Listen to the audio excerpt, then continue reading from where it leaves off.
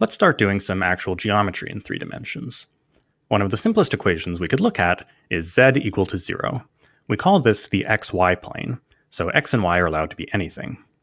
Similarly, if we set y equal to 0 with no restrictions on x or z, we get the xz plane, and if we ask for x equal to 0, we get the yz plane.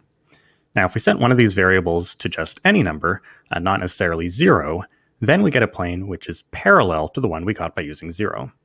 So whenever we have a plane, we can basically embed 2D geometry into 3D geometry. But there's not just one way to do that, there's one for each plane.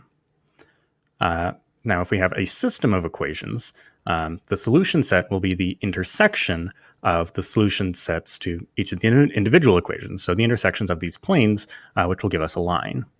And if we used 3 planes, then the intersection will be a single point. So take a moment to play around with this. As a more interesting example, what if we took the equations y squared plus z squared equals 9 and x equal to negative 2? So before I graph this out, try to guess what this shape will be. Okay, so y squared plus z squared equals 9, that is the equation for a circle of radius 3 in the yz plane. So that equation on its own is giving us a cylinder that runs parallel to the x-axis.